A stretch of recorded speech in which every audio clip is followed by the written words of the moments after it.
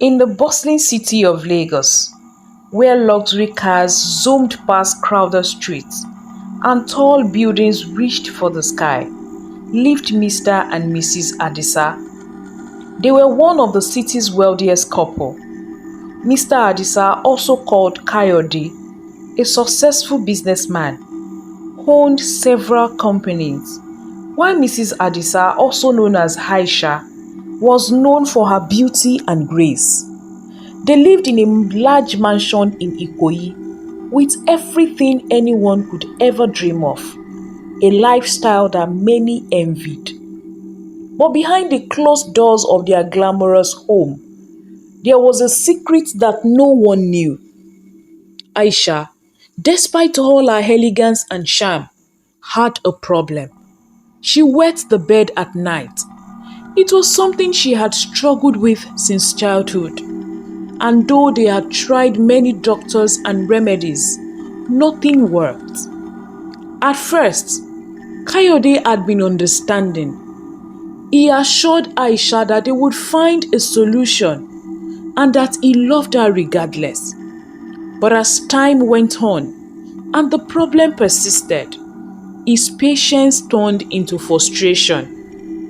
He started treating Aisha badly, yelling at her and making her feel ashamed. "You are a grown woman, Aisha. How can you still be doing this?" He would shout every morning when he found the bed wet. "You are embarrassing me. Oh. What will people say if they find out?" Aisha felt terrible. She knew it wasn't her fault, but she also understood her husband's anger.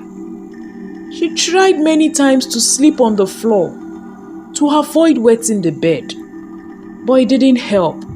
The situation only got worse as Mr. Adisa's attitude towards her became colder. He started avoiding her in public and stopped taking her to social events.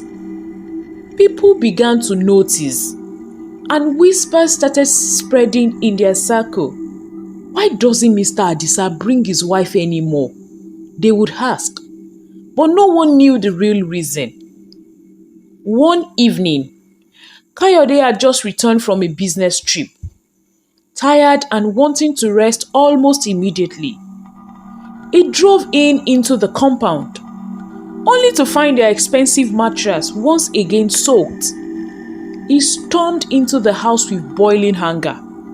"That is it, Aisha," he screamed. "I can't take this anymore. You're making my life miserable. I have had enough of your nonsense." Aisha, who had been crying silently, looked up at him with pleading eyes.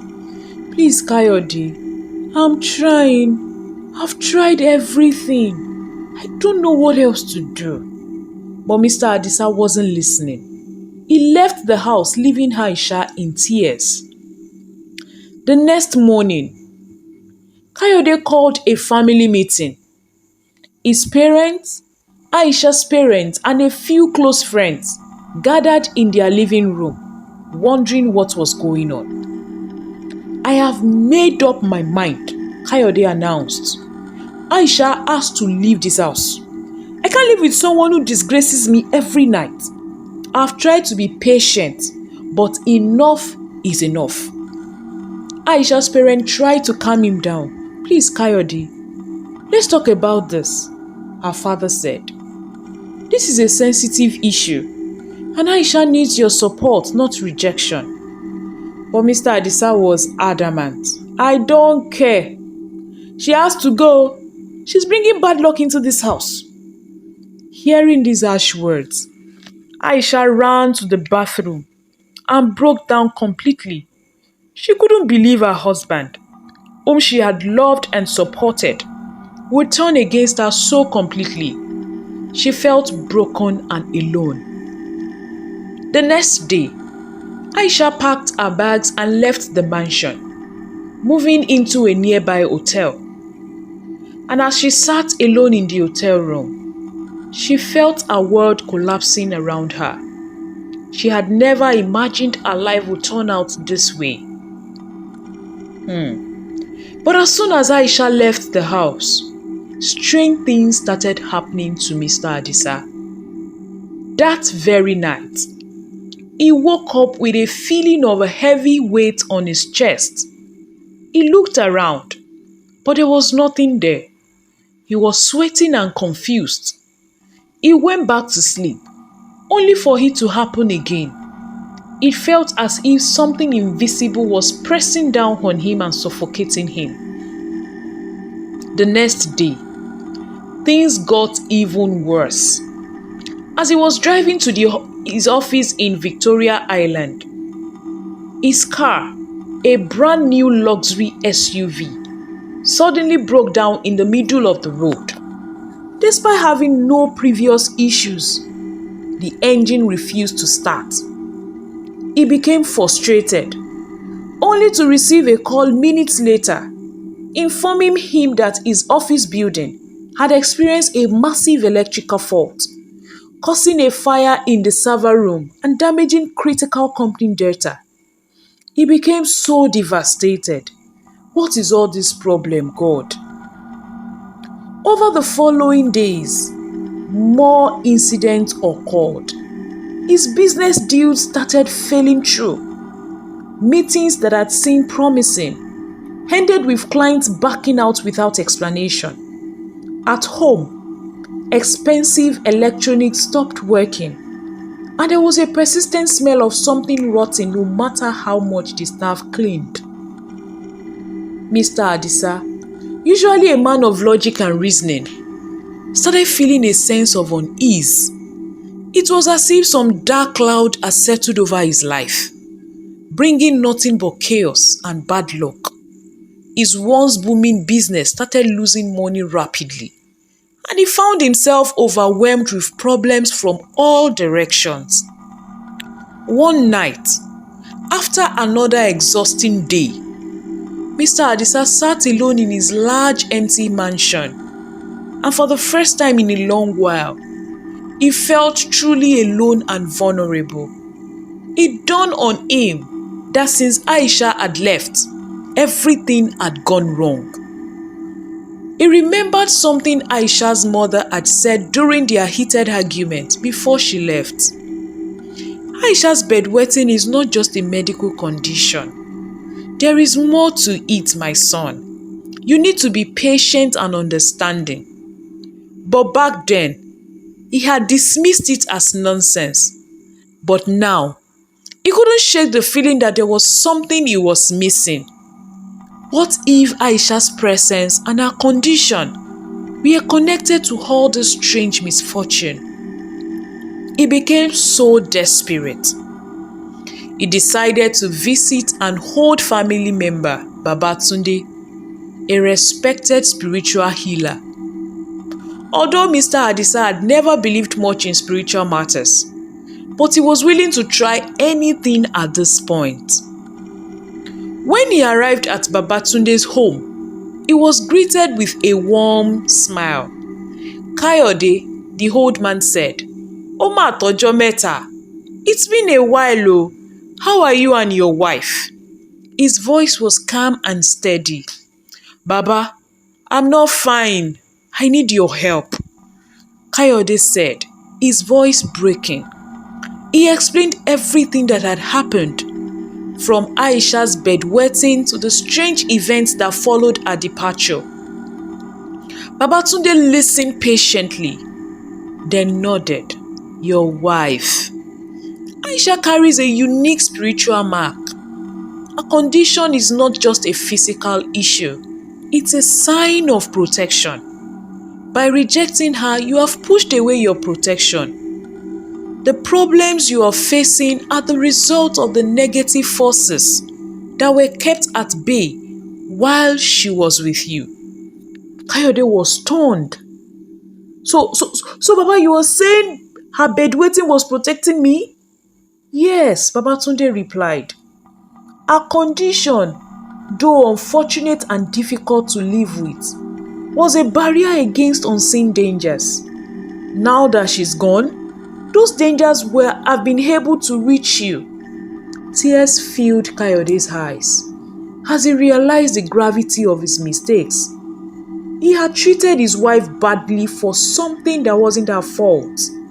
And in doing so, he had lost not just her, but also the hidden protection she provided.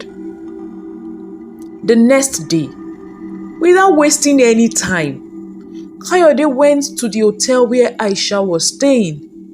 He knocked on the door, his heart pounding with fear and regret. When Aisha opened the door, she was surprised to see him. "Kayode, what are you doing here?" "Aisha, please, I'm so sorry," he said, his voice choked with emotion. "I have been a terrible husband.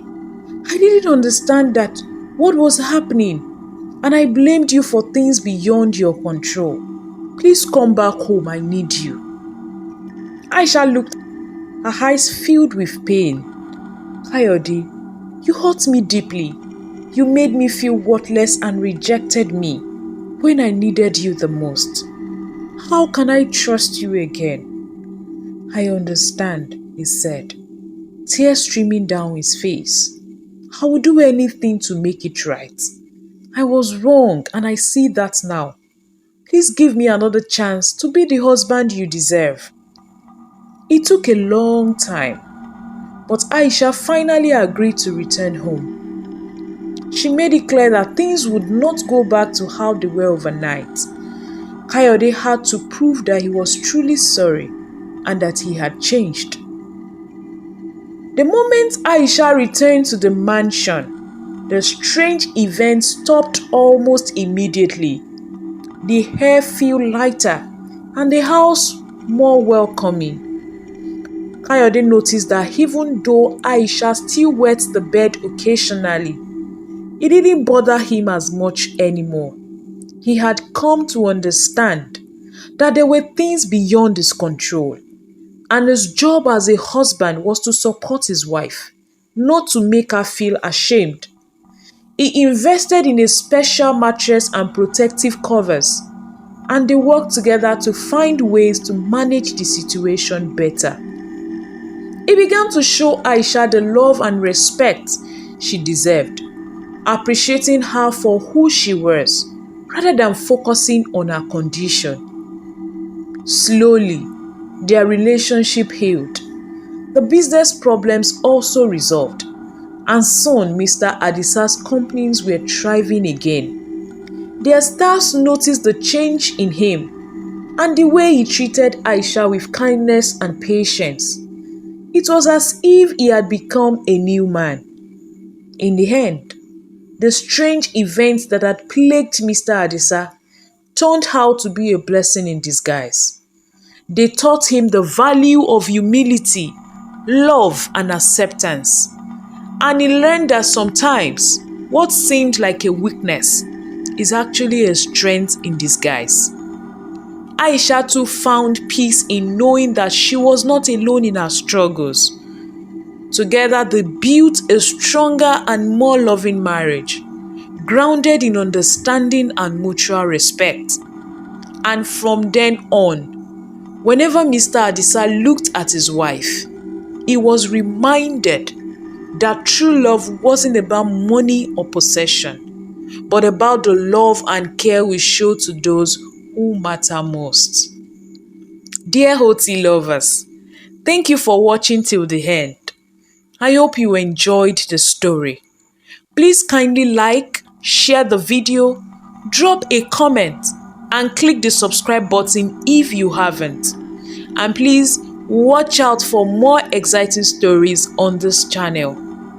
Thank you.